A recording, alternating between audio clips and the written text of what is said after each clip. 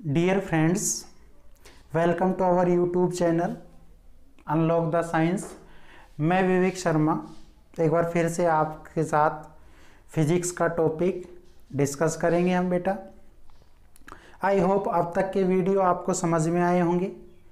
कोई डाउट है आप मुझसे पूछ सकते हैं। हमने लास्ट लेक्चर में ये पढ़ा कि कैसे हम लेंथ का एक ऑर्डर ऑफ मैग्नीट्यूड या हम ये कह दें कि वो वेरिएशन किस रेंज तक हो सकता है वो हमने पढ़ा। ऑर्डर ऑफ मैग्नीट्यूड आपको कभी भी एब्सोल्यूट वैल्यू ना देख करके क्या देता है, नियरेस्ट वैल्यू का बारे में बताता है। कई तरह के एग्जाम्पल हमने डिस्कस किए, कैसे ऑर्डर ऑफ मैग्नीट्यूड हम कैलकुलेट कर सकते हैं वो हमने बताया।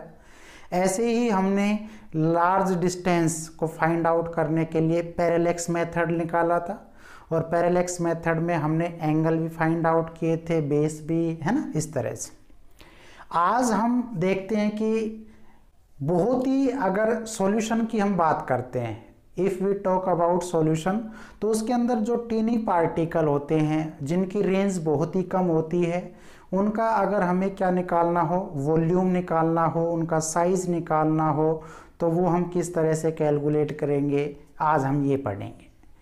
चलिए, द टॉपिक इज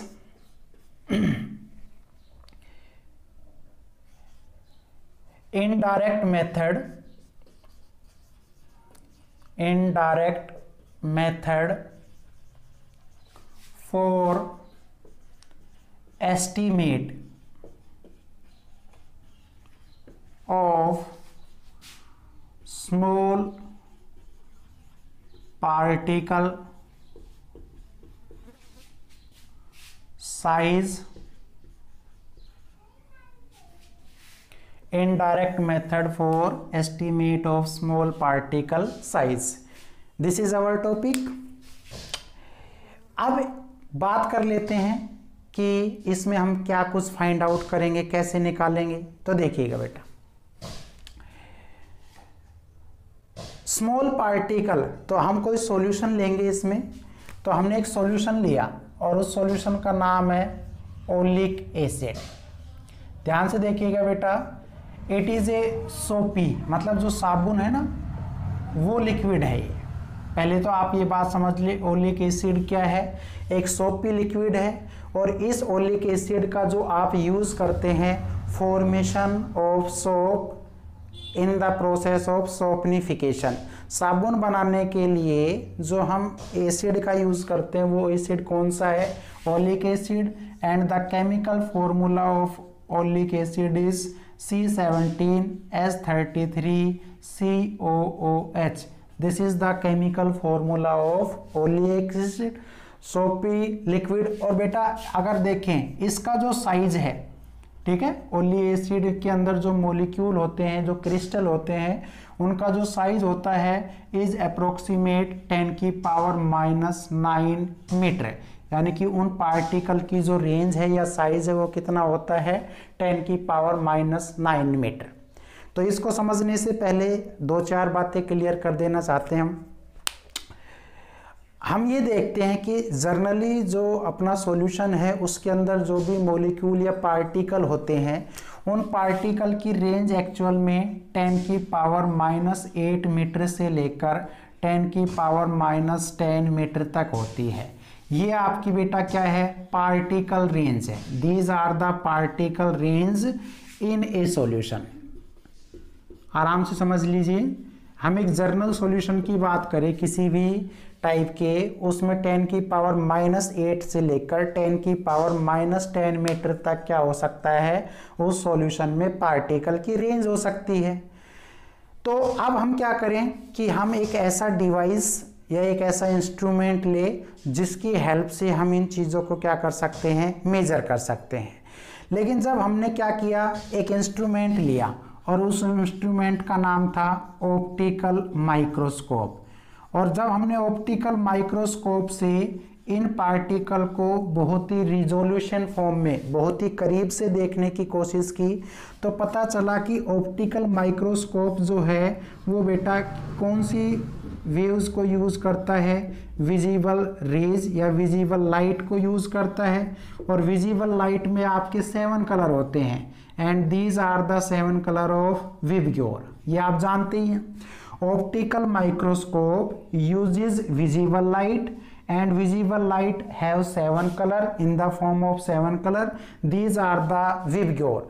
और अब आप बेटा इन विजिबल लाइट की जो वेवलेंथ देखते हैं, तो आप देखते हैं कि वेवलेंथ जब हम इसकी यूज़ करते हैं तो वो बेटा 4 × 10⁻⁻7 मीटर से लेकर आप कहेंगे सर लगभग 7.5 × 10⁻⁻7 मीटर तक।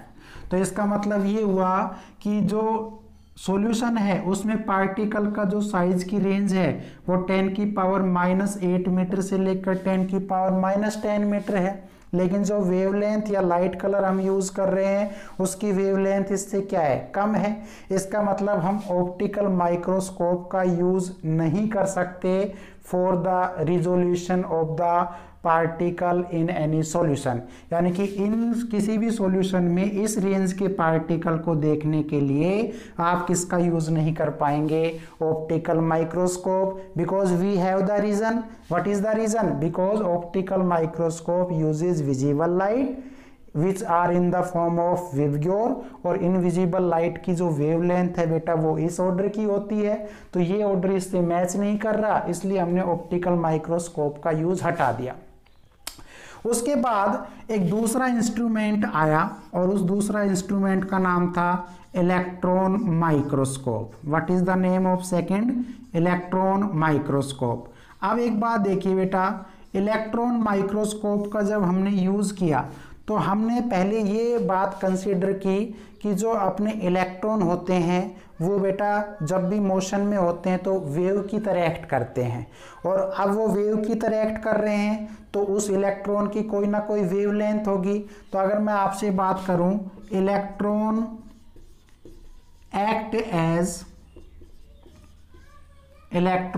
Acts as wave of wavelength, और बेटा उसकी जो वेवलेंथ थी वो कितनी थी, तो हम यहाँ पे लिख देते हैं 0.6 × 10⁻⁻10 मीटर। 0.6 × 10⁻⁻10 मीटर। ये हमने क्या किया है बेटा, इलेक्ट्रॉन माइक्रोस्कोप के अंदर जो इलेक्ट्रॉन है वो वेव की तरह एक्ट कर रहे हैं, और इलेक्ट्रॉनों की जो वेवलेंथ है दैट इज लैम्डा, वो बेटा कितनी है 0.6 × 10⁻⁻10 मीटर। इसका मतलब ये हुआ कि किसी भी सॉल्यूशन में ये जो पार्टिकल है ये जो है दोनों की वेवलेंथ बेटा मैच कर गई, तो हम इलेक्ट्रॉन माइक्रोस्कोप का यूज करके किसी भी सॉल्यूशन में हम पार्टिकल रेंज को क्या कर सकते हैं, फाइंड आउट कर सकते हैं, उसको रिजोल्व करके देख सकते हैं। अब और बेटा पता चला कि अपने पास एक टनलिंग माइक्रोस्कोप और आया, और टनलिंग माइक्रोस्कोप जो है बेटा वो ज़्यादा रिजोल्यूशन पावर के साथ होता है देन माइक्रोस्कोप। तो tunneling microscope has more resolution power, ये आप ध्यान रखेंगे, रिजोल्विंग पावर। तो जो रिजोल्विंग पावर है वो किसकी है बेटा, आप कहेंगे सर वो होती है किसकी, टनलिंग माइक्रोस्कोप की। तो इलेक्ट्रॉन माइक्रोस्कोप से ज़्यादा किसी चीज़ को वेरीफाई या देखने में कौन हमारी हेल्प करेगा, टनलिंग माइक्रोस्कोप। तो इसका मतलब ये हुआ टनलिंग माइक्रोस्कोप जो है बेटा जब वो यूज़ किया गया तो अब टनलिंग माइक्रोस्कोप से हम किसकी फाइंड आउट करेंगे, ओलिक एसिड में जो मॉलिक्यूल या एटम्स होते हैं उनका देखने पर कैसा होता है, उनका साइज किस तरह से होता है। तो ये बात आपको मैंने बता दी है। एक इंस्ट्रूमेंट याद रखिएगा, हमने ऑप्टिकल माइक्रोस्कोप का यूज़ क्यों नहीं किया, इलेक्ट्रॉन माइक्रोस्कोप का क्यों किया, और उसके बाद टनलिंग का क्यों किया। तो आई होप आप समझ गए होंगे। तो हम ओलिक एसिड का क्या करेंगे, जो कि एक सोपी लिक्विड है, यानी कि सोपनिफिकेशन, साबुन बनाने वाली जो प्रोसेस है उसको हम सोपनिफिकेशन कहते हैं, और उसमें एसिड की फॉर्म में हम ओलिक एसिड का यूज़ करते हैं, और इनके अंदर जो पार्टिकल है उनका जो साइज़ है वो क्या होता है 10⁻⁹ मीटर। तो चलिए बढ़ते हैं अपने टॉपिक की तरफ। आई होप आपको समझ में आया होगा। चलिए आराम से इसको बिल्कुल फाइंड आउट करते हुए चलेंगे, किसी तरह की मतलब टेंशनबाजी की बात नहीं है, बहुत ही गंभीर ना हो आप इसके प्रति, है ना। चाहते तो डायरेक्ट मेथड लिख सकते थे, लेकिन मैंने बताया this is your learning class not the performance class. चलिए, ओलिक एसिड जो होता है हम उसको कैसे करते हैं, तो देखिए अपने पास दो तरह के हैं, एक तो है बेटा ओलिक एसिड और एक अपने पास है बेटा एल्कोहल। एक तो अपने पास क्या है ओलिक एसिड, ऐसे ही बेटा एक क्या है अपने पास एल्कोहल है। तो अब हम क्या करेंगे,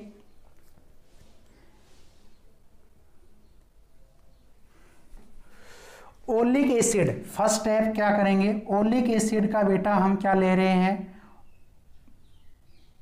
1 क्यूबिक सेंटीमीटर। ध्यान से समझ लीजिए सेंटीमीटर। हम ओलिक एसिड का क्या ले रहे हैं, एक अमाउंट ले रहे हैं, वो कितना है 1 क्यूबिक सेंटीमीटर। तो आप इसको क्या लिख सकते हैं 1 cc।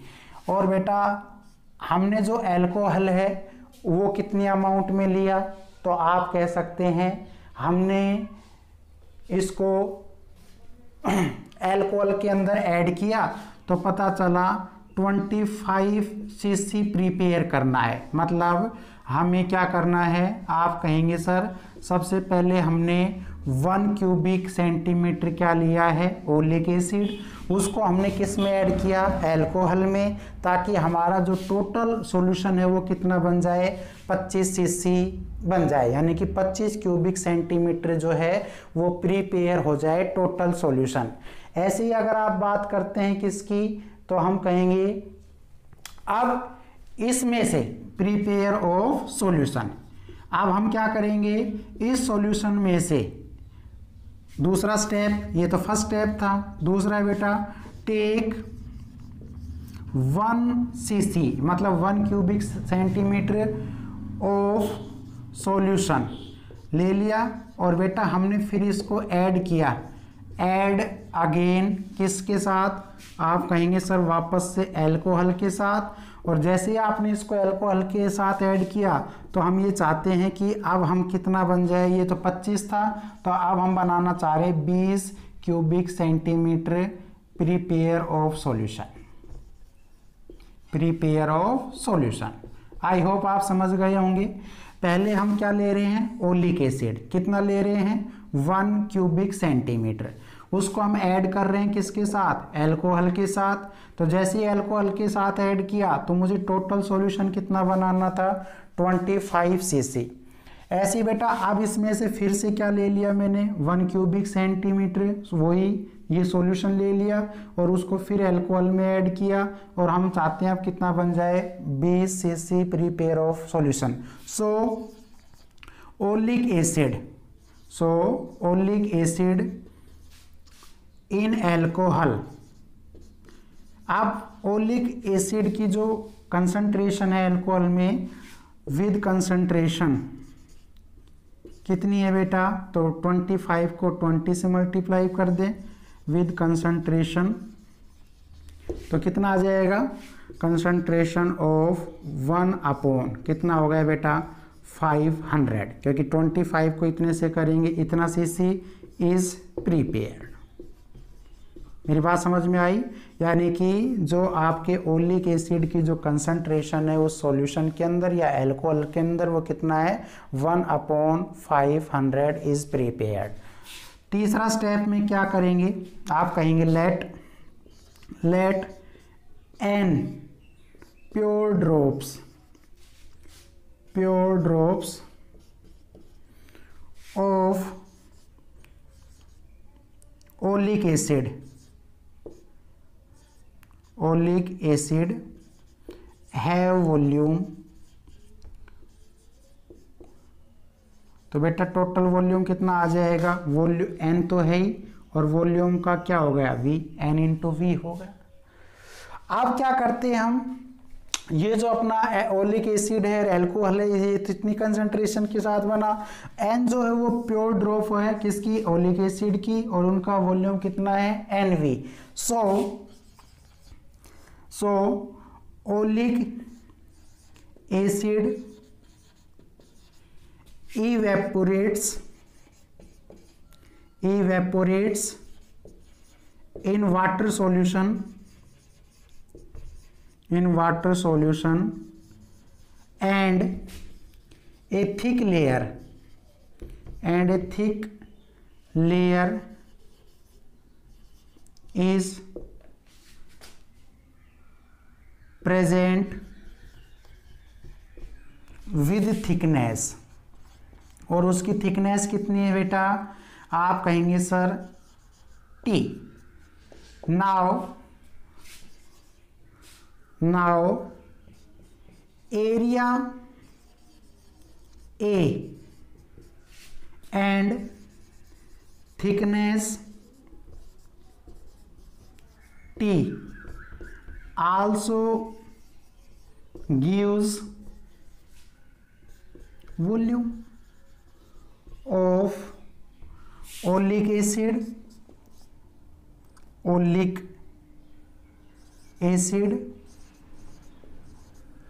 on graph paper. आराम से समझे, पहले इसको मैंने लिख दिया है। ओलिक एसिड को हमने क्या किया था, जो उसकी कंसंट्रेशन थी वो इतनी प्रिपेयर्ड हो गई थी। अब हम ये चाहते हैं कि उस सॉल्यूशन के अंदर जो n नंबर है वो किसको शो कर रहे हैं, pure drop of oleic acid, और उसका वॉल्यूम कितना हो जाएगा n इंटू वी, और उसके अंदर टोटल कितना है, तो हम कहेंगे सर अगर देखा जाए तो ओलिक एसिड इन अल्कोहल, तो आप इसको टोटल क्या लिख देंगे, NV तो लिख देंगे, और वो कितने सॉल्यूशन में है 1/500। तो आपका टोटल जो n प्योर ड्रॉप्स है इन ओलिक एसिड या pure drop of oleic acid in the alcohol, तो वो कितना हो जाएगा NV/500। और बेटा अब हम देखते हैं कि ओलिक एसिड क्या हो जाता है, इवेपोरेट्स, मतलब वो वेपोराइजेशन होके उड़ जाता है इन वाटर सॉल्यूशन में, और धीरे धीरे वो ओलिक एसिड आपका स्प्रेड होकर एक लेयर बनाता है, और उस लेयर की थिकनेस कितनी होती है T। अब हम ये चाहते हैं कि जो लेयर है उसका जो एरिया है वो, और उसकी जो थिकनेस है T, वो भी हमें क्या देती है, वॉल्यूम ऑफ ओलिक एसिड, और किस पर कैलकुलेट करते हैं हम उसको, ऑन ग्राफ पेपर। तो 4 स्टेप यहाँ पे लिख देता हूं मैं। तो अब क्या हो जाएगा बेटा, A is the area which is covered by a layer of oleic acid. यहाँ पे बेटा T is the thickness of layer is equals to NV/500।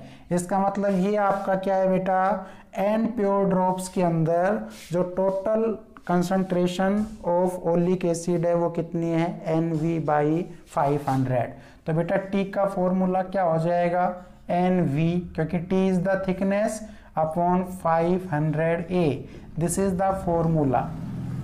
तो N किसको शो कर रहा है, ध्यान से देखिए, N is the number of pure of drops, V किसको शो कर रहा है, वॉल्यूम को बेटा, T किसको शो कर रहा है, थिकनेस को, और आपका A किसको शो कर रहा है, area of the thin film. तो इस फॉर्मूले की हेल्प से हम क्या कर सकते हैं, एक एस्टीमेट लगा सकते हैं स्मॉल पार्टिकल साइज का। तो आई होप आपको ये समझ में आया होगा बेटा, बहुत ही है, इनको हमने 4 स्टेप में लिख दिया है, आप इनको फॉलो करें, और लास्ट में ये कंक्लूजन है हमारा, इसकी हेल्प से ही हम चीज़ों को क्लियर करेंगे। तो आप एक स्क्रीनशॉट लेना चाहें जल्दी से ले लें, आगे की ओर बढ़ते हैं। ठीक है बेटा, this is the topic. Okay, now आगे की ओर बढ़ते हैं अब, और उसमें हम ये देखते हैं कि अब लेंथ हमने मेजरमेंट कर ली, अब बात कर लेते हैं मास की। बहुत ही अच्छा टॉपिक है बेटा, ध्यान से देखिएगा। The second topic is measurement of mass.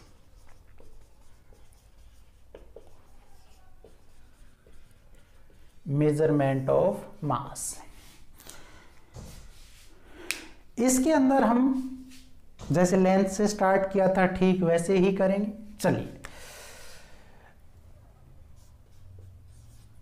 मास जो है बेटा वो किसी भी सब्सटेंस की अमाउंट या क्वांटिटी को डिफाइन करता है। It can never be zero, it is always positive, it can never also be negative, कभी भी नेगेटिव नहीं होगा। तो हर एक सब्सटेंस के अंदर कोई ना कोई अमाउंट तो है, वो ही हमारा मास है। तो मैं स्टार्ट करता हूं। तो आप कहेंगे वेरिएशन रेंज ऑफ मास। तो बेटा अपने पास एलिमेंट्री पार्टिकल होते हैं किसी भी एटम में, that is proton, electron and neutron. तो अगर हम तीनों का मास देख ले तो एक रेंज पता लग जाएगी, है ना। और वो कहाँ से वेरी करेगी? Variation range of mass from electron to universe. अब यूनिवर्स से बड़ा तो क्या होगा? यूनिवर्स। देखिए ये क्यों लिखा है? क्योंकि सबसे लाइट पार्टिकल, अगर सबसे हल्का पार्टिकल की बात करें तो क्या होगा? एलिमेंट। और सबसे हल्का वही होगा जिसका मास कम से कम हो। तो मैं एक बार लिख देता हूं मास ऑफ इलेक्ट्रॉन। और मास ऑफ इलेक्ट्रॉन कितना है? तो आप जानते हैं 9.11 इंटू 10 की पावर -31 kg है। यहां से देखिए अगर देखा जाए तो बेटा ये किसकी रेंज में आ रहा है? Between 5 and 10। हमने ऑर्डर ऑफ मैग्नीट्यूड निकाला है, वहीं पर जा रहे हैं। तो बेटा इसको तो हम कितना कंसिडर करेंगे? 10। और ये इसको कितना कर रहे हैं? 10 की पावर -31 है ही। तो इसका मतलब ये हुआ कि आपका कितना आया? 10 की पावर -30 kg। तो इसका मतलब ये हुआ कि इलेक्ट्रॉन का जो मास है, तो इसको हम क्या लिख सकते हैं? This is our the range of mass. और रेंज ऑफ मास किस में है बेटा? तो आप देख ही रहे हैं कि मास की जो यूनिट है वो क्या है? किलोग्राम है। तो हमने इसकी बात की, यानी कि अगर एक एग्जाम्पल लिया, ऐसे ही अगर हम दूसरा एग्जाम्पल ले लें जिसमें हम बात कर लेते हैं किसके? प्रोटॉन की। और बेटा प्रोटॉन और इसका न्यूट्रॉन का जो मास है वो लगभग सेम ही होता है। और वो कितना है? आप कहेंगे सर 1.67 इंटू 10 की पावर -27 किलोग्राम। तो इसका मतलब ये हुआ ये कितने से कम है? Less than 5। तो इसको तो हम 1 कंसीडर करेंगे। और ये कितना है? 10 की पावर -27 किलोग्राम।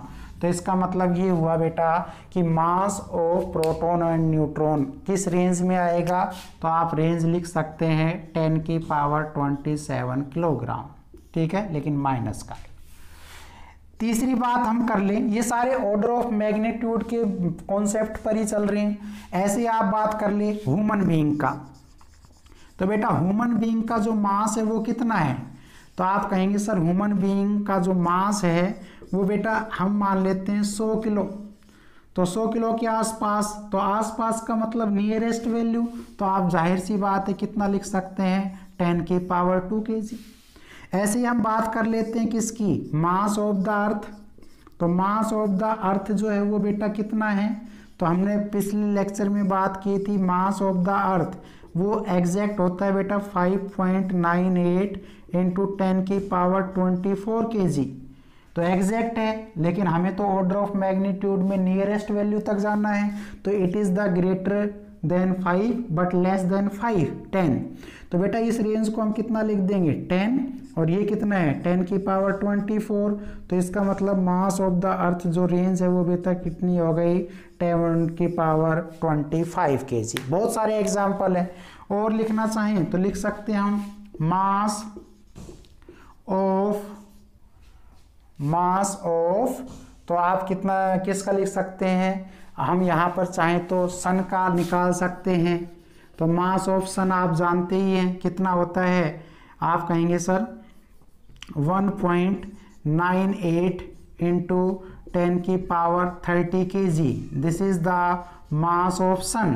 तो बेटा वही है लेस देन 5, तो 1 कंसीडर करें। और बेटा ये 10 की पावर 30, इसका मतलब ये हुआ बेटा 10 की power 30 kg is the order of mass, मतलब एक नियरेस्ट वैल्यू है। ऐसे बेटा कार का, बस का, है ना, एक रेंज हमें पता लग जाए। तो these are the many examples to understand the variation range of mass. तो ये तो सारी बात हुई। और लास्ट में हम बात कर लेते हैं किसकी? यूनिवर्स की। लेकिन उससे पहले हमारी जो मिल्की वे है ना, तो हम कहेंगे मास ऑर्डर ऑफ आवर गैलेक्सी, और हमारी गैलेक्सी जो है बेटा उसका नाम है मिल्की वे। इसको नहीं छोड़ना है क्योंकि इसके अंदर तो हम रह ही रहे हैं, तो इसकी जो रेंज है वो कितनी हो जाएगी 10 की पावर 42 kg। और अब एक लास्ट बात, मास ऑफ यूनिवर्स, वो लगभग बेटा कितना है, यूनिवर्स वो लगभग है बेटा 10 की पावर 55 kg। तो हमारी वेरिएशन जो रेंज है वो कहाँ से स्टार्ट हुई, 10 की पावर -30 kg से, और बेटा वो वेरी करते हुए कहाँ तक चली गई, 10 की power 50 kg। This is the nearest value which show order of magnitude. बेटा इसमें हम किसी भी पार्टिकल का या किसी भी ऑब्जेक्ट का जो मास है वो दो तरीके से सोल्व करेंगे। पहला जो तरीका होगा वो यही होगा क्या, कि एक तो हम ग्रेविटेशनल मास निकालेंगे, है ना, हम अर्थ पर रहते हैं तो ग्रेविटेशनल ग्रेविटी लगेगी हम पर, तो मास कैसे कैलकुलेट होगा। तो ये बात तो हम कहाँ पर डिस्कस करेंगे, जो ग्रेविटेशनल की यूनिट आएगी उसमें डिटेल्ड में करेंगे। लेकिन इतना ही आप इसमें याद रखें कि किस तरह से हम वेरिएशन ले सकते हैं, किस तरह से वेरिएशन रेंज है इसकी। आई होप आपको समझ में आया होगा बेटा, ठीक है। अगले टॉपिक की तरफ बढ़ते हैं और उसका नाम है, एक बार स्क्रीनशॉट ले ले, मास ऑफ, ये तो है मेजरमेंट ऑफ मास। अगला है बेटा मेजरमेंट ऑफ लेंथ, ठीक है। चलिए तो मैं इस टॉपिक को चेंज कर देता हूं। तो हम एक रेंज लेके चल रहे हैं, कौन से इंस्ट्रूमेंट हैं जो उसको चेंज कर सकते हैं क्या नहीं।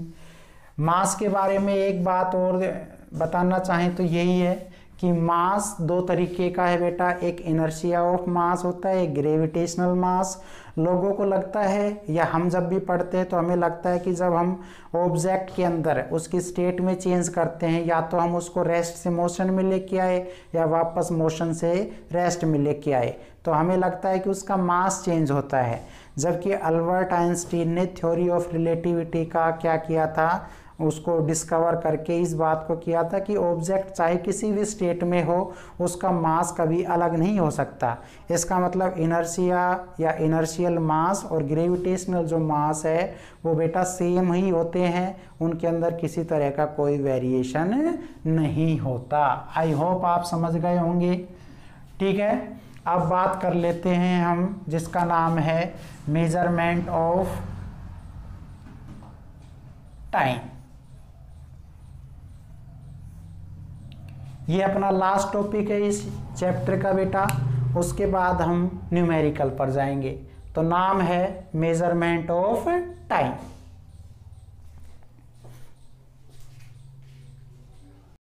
Measurement of time last topic है इसका। देखिए बेटा, टाइम की जो जर्नल यूनिट है वो क्या है, सेकंड। टाइम को हम किस में मेजर करते हैं, सेकंड में करते हैं। तो हम एक रेंज इसमें देखते हैं कि भाई वेरिएशन रेंज कहाँ से कहाँ तक हो सकती है, छोटी चीज़ों के लिए, बड़ी चीज़ों के लिए। तो देखिएगा, variation range in time from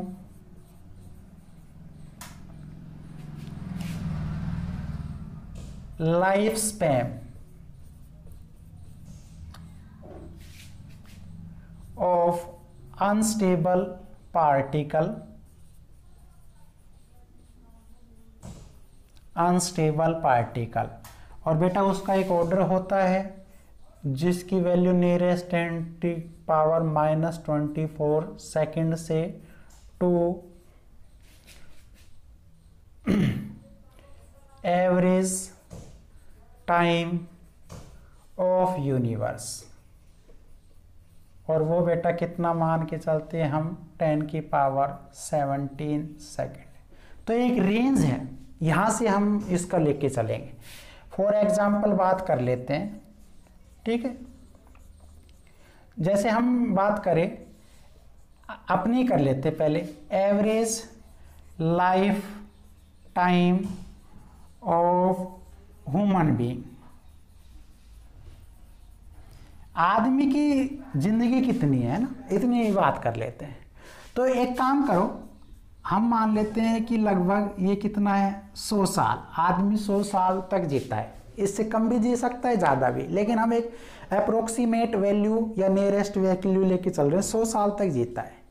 लेकिन अब हमें 100 साल को किस में कन्वर्ट करने की ज़रूरत है, क्योंकि टाइम की यूनिट क्या है बेटा, सेकंड में। तो ये जो ऑर्डर ऑफ मैग्नीट्यूड है ये सब किस में कैलकुलेट होगा, सेकंड में। तो कीजिए इसको बेटा, 100 साल तो ठीक है, और एक साल के अंदर कितने दिन है 365। ऐसे ही बेटा एक दिन और रात में कितने घंटे 24, एक घंटे में 60 मिनट, और उसी में बेटा एक मिनट में 60 सेकेंड। तो इसका मतलब ये सारी जो क्वांटिटी है ये किस में कन्वर्ट हो चुकी है, सेकंड में। तो अगर एक बात देखें तो देखिए, इसको मल्टीप्लाई कर लीजिए, 365 को पहले तो ये 36 हो गया, तो 36 को 24 से करें तो बेटा कितना आया, 4 6 की 24, 2 4 3 12 और 2 14, फिर 36 दूनी कितने हो गए 72, 4 4 और 2 6, 7 और 1 8, 864 हो गए, ठीक है। और अब इसको 365 से कर दीजिए, 5 चौक 20, 2 5 छंगे 30 और 2 32, 3 5 8 40 और 3 43, 6 चौक 24, 6 छंग 36 और 2 38, 6 48 और 3 51। ऐसे बेटा इसको करें, 3 चौक 12, 3 6 18 और 1 19, 3 8 24 और 1 25। तो ये बेटा 0 6 8 3 11 और 2 13, 4 और 1 5 और 9 14 और 1 15, 5 और 5 10 और 1 11, 2 और 1 3। मतलब कितनी वैल्यू आई, लगभग 315,360। ये तो ठीक है बेटा। यहाँ पे देखो 1 2 और 2 4, तो यहाँ पे देखिए बेटा 1 2 3 4 हमने लगा दी, ठीक है। और 1 2 2 4 5, तो ये 5 होगी, ठीक। इतने क्या हो गए बेटा, सेकंड हो गए। अब इतने सेकंड को ऑर्डर ऑफ मैग्नीट्यूड से लिखना चाहें तो 31536, और बेटा 2 2 4 2 6, सॉरी 5 ही रहेंगे, 2 3 5। तो बेटा हमने यहाँ पे कितना लिख दिया, 10 की पावर 5 सेकेंड। और जब इसमें पॉइंट लगा के करेंगे तो 3.1536 इंटू 10 की पावर, ये कितना हो जाएगा 9 सेकेंड। इसका मतलब ये हुआ बेटा, ये तो ऑर्डर ऑफ मैग्नीट्यूड में देखें तो लेस देन 5 है, इसको तो 1 कंसिडर किया, और ये 10 की पावर 9 सेकेंड। इसका मतलब ये हुआ बेटा, जो ऑर्डर ऑफ मैग्नीट्यूड है या order of magnitude of time, वो कितना है, वो कितना आया बेटा, आप कहेंगे सर 10 की पावर 9 सेकेंड आया। ये हम कैलकुलेट कर सकते हैं। मतलब आदमी की जो एक अप्रोक्सीमेट है जीने की एज, वो कितना है, इतना है। ऐसे ही अगर आप बात करें दूसरे की, जैसे मैं कुछ एग्जांपल लिख देता हूं,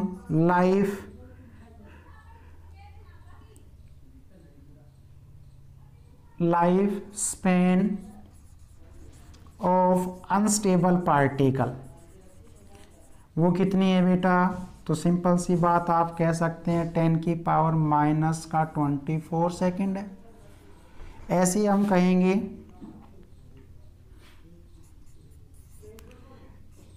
टाइम पीरियड ऑफ ऑडियोएबल वेव्स, वो कितनी है बेटा, 10 की पावर 3 सेकेंड। और पीरियड ऑफ ऑडियोएबल वेव्स इज 10 की पावर 3 सेकेंड, है ना। पर 10 की पावर 3 सेकेंड तो ये लगभग कितना हो जाएगा, आप कह सकते हैं ये तो 1000 सेकेंड, और लेकिन ये तो माइनस में आएगा, है ना, तो 1/1000। ऐसे ही बेटा पीरियड ऑफ एक्स रे वो कितना है 10⁻⁻9 सेकेंड। ऐसे ही बेटा पीरियड ऑफ रेडियो वेव्स वो कितना है 10⁻⁻6 सेकेंड। तो हमें इस तरह से कुछ भी क्या कर सकते हैं, एक रेंज ले सकते हैं, एक ऑर्डर ले सकते हैं, है ना।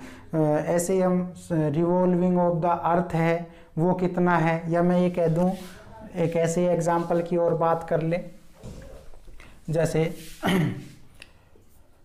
Time taken by earth taken by light time taken by light to reach from moon to earth, तो वो कितना है बेटा, वो तो सेकंडों में है, तो 10 की पावर क्या है 0 सेकंड है। ऐसे ही time taken by light to reach from sun to earth, ये कितना है बेटा 10 की पावर 2 सेकंड।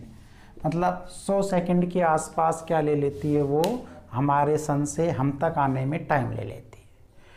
तो ये मेजरमेंट ऑफ टाइम है जिसकी रेंज है, ऐसे हम कैलकुलेट कर सकते हैं, कुछ को हम याद करके देख सकते हैं। अब बेटा इसमें बताने की जो बात है वो यही है कि टाइम को सबसे पहले किसने डिस्कवर किया, किस तरह से किया, है ना। तो एक देखिए, एक साइंटिस्ट है इटली, तो इटली का एक साइंटिस्ट हुआ जिसका नाम आप जानते ही हैं, बहुत ही फिजिस्टिक जिसका नाम है गैलीलियो। और गैलीलियो ने क्या किया था बेटा, एक लैंप लिया और लैंप को क्या किया उसने, एक लटका दिया, और लटकाने के बाद जो उसकी हार्ट बीट थी, pulse, uses his pulse to calculate time। पहला जो साइंटिस्ट था गैलीलियो, उसी ने ही टाइम के बारे में बताया। वो एक लैंप लेता है और ऐसे लैंप को हैंग लटका देता है, और उसकी जो हार्ट बीट है वो जब धड़कती है तो इसका मतलब वो बार बार हार्ट बीट जो खुद का टाइम क्या करती है बेटा, खुद का एक जो फ्रीक्वेंसी है वो बार बार रिपीट होती है फ्रीक्वेंसी, और जब वो फ्रीक्वेंसी रिपीट होती है तो वो देखता है कि ये दिल जितनी देर तक धड़केगा तो कितने टाइम तक वो लैंप हमारा जलेगा। तो उसने लैंप का यूज़ करके, अपनी हार्ट बीट का यूज़ करके क्या किया था, टाइम को कैलकुलेट किया था। इसके बाद तो बहुत कुछ चेंज आया। क्या क्या आया देखिए, बहुत सारी क्लॉक आ गई। तो बेटा अल्बर्ट आइंस्टीन के अकॉर्डिंग क्या था कि what is the time, time is what, a clock read. जब टाइम बार बार क्या करती है, एक पूरा रिवॉल्व करती है, तो बार बार वो उन्हीं अक्षरों को या उन्हीं डेटा को क्या करती है, स्टडी करती है, वही टाइम है अकॉर्डिंग टू अल्बर्ट आइंस्टीन।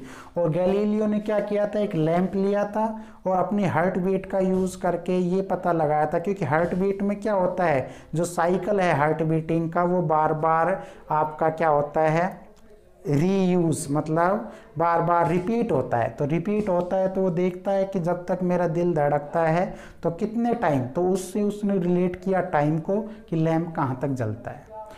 अब कुछ डिवाइस आ गए। पहले डिवाइस की बात कर लेते हैं हम, इलेक्ट्रिक ओसिलेटर। पहला बेटा कौन सा है, इलेक्ट्रिक ओसिलेटर। तो इलेक्ट्रिक ओसिलेटर का मतलब क्या होता है कि हमारे पास एक इलेक्ट्रिक मोटर है जो हमारा रन करती है एसी पर।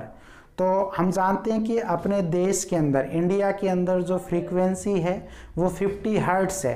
तो इसका मतलब ये हुआ कि जो फ्रीक्वेंसी है is the reciprocal of time. तो आप कहेंगे electric oscillator is based on AC supply of 50 hertz, ठीक है, विच मेजर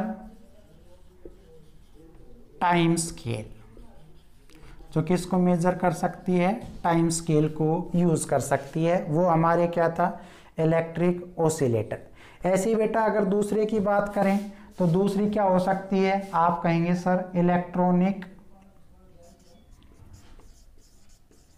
इलेक्ट्रॉनिक ओसिलेटर। और बेटा जो इलेक्ट्रॉनिक ओसिलेटर है वो क्या काम करेगा, तो जाहिर सी बात है इसमें हमने दो चीज़ों का यूज़ किया, एक तो क्या थी वैक्यूम ट्यूब्स एंड एक क्या था बेटा जंक्शन ट्रांजिस्टर। तो vacuum tubes and junction transistor are used to find time scale. ठीक है, एक दूसरी तरह का डिवाइस या क्लॉक बनाई गई जिसका नाम था इलेक्ट्रॉनिक ओसिलेटर। और बेटा इलेक्ट्रॉनिक ओसिलेटर क्या करता है, उसके अंदर हम वैक्यूम ट्यूब्स और जंक्शन ट्रांजिस्टर का यूज़ करते हैं ताकि हम टाइम स्केल में एक्यूरेसी को फाइंड आउट कर सके। ऐसे ही बेटा अगर आप देखते हैं तो तीसरी क्लॉक आई जिसका नाम था सोलर क्लॉक। और सोलर क्लॉक का जो वर्किंग प्रिंसिपल था वो था revolution of the earth around the sun. तो हम कहेंगे it is based on revolving of earth around sun. इसका कॉन्सेप्ट ये था सोलर क्लॉक का कि हमारी जो अर्थ है वो सन के चारों तरफ क्या करती है, रिवॉल्व करती है। लेकिन जैसे जैसे हम देखते हैं कि बहुत ही केयरफुली मेजरमेंट करने पर ये बात समझ में आई कि जैसे जैसे आपका टाइम स्पेंड होता है ना, minute to minute, hour to hour, monthly, weekly, है ना, ईयरली, तो यहाँ पर टाइम में हल्का सा क्या आ जाता है, चेंज आ जाता है।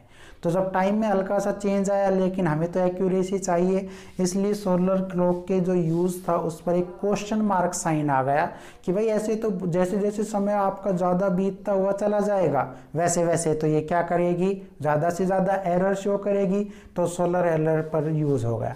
एक होता है बेटा जिसका नाम है क्वार्टर्स क्लॉक। और quarters clock it is based on piezo electric effect. बेटा पीजियो इलेक्ट्रिक इफेक्ट के बेस्ड पर कौन सी हमने घड़ी बनाई, क्वार्टर्स क्लॉक। इसमें क्या था, इसमें ये था बेटा एक क्रिस्टल है और उस क्रिस्टल के वन पेयर पर हम क्या करते हैं बेटा, जैसे ही आप वाइब्रेटिंग ओसिलेशन अप्लाई करते हैं तो दूसरे के ऊपर क्या है बेटा, इलेक्ट्रिक फील्ड जनरेट हो जाता है। तो electric field is produced on second pair face of crystal. फिर से समझ लीजिए बेटा, क्रिस्टल का जब वन पेयर है उसके ऊपर हम क्या करते हैं, हाई फ्रीक्वेंसी को अप्लाई करते हैं। तो उस फ्रीक्वेंसी की वजह से क्रिस्टल के दूसरे फेस पर या दूसरे पेयर का जो फेस है उसके ऊपर एक इलेक्ट्रिक फील्ड क्या होगा, प्रोड्यूस होगा। इसके ऊपर बेटा क्वार्टर्स क्या बनाई गई, क्लॉक बनाई गई। लेकिन धीरे धीरे इसमें भी एक्यूरेसी कमी थी, है ना, इसलिए इसको भी छोड़ दिया गया। फिर बेटा आपका आया एटॉमिक क्लॉक, या बेटा इसी का दूसरा नाम है सीजियम क्लॉक। और ये एक ऐसा है बेटा जो ज़्यादा से ज़्यादा एक्यूरेसी शो करती है, यानी कि 1 सेकंड के अंदर 1 सेकंड एक्यूरेसी क्या करती है बेटा, इन 10 की पावर 13 सेकंड।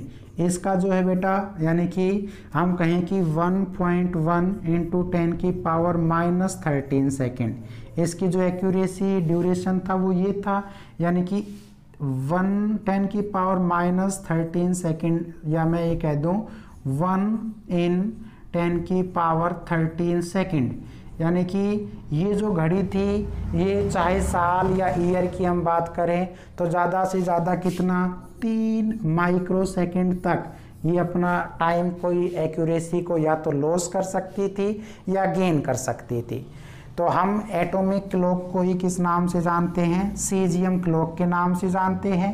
ये बहुत ही हाई एक्यूरेसी टाइम की शो करती थी और इसकी जो एक्यूरेसी रेंज है वो बेटा कितना है, आप कह सकते हैं प्लस माइनस 1.1 इंटू 10⁻⁻13 सेकेंड, यानी कि एक जो है वो इतने ड्यूरेशन में। तो इसका मतलब ये हुआ कि 3 माइक्रोसेकंड तक ये या तो क्या कर सकती है, लॉस कर सकती है, या बेटा ये एक्यूरेसी को क्या कर सकती है, गेन कर सकती है। तो this is the measurement of time, the times unit is second.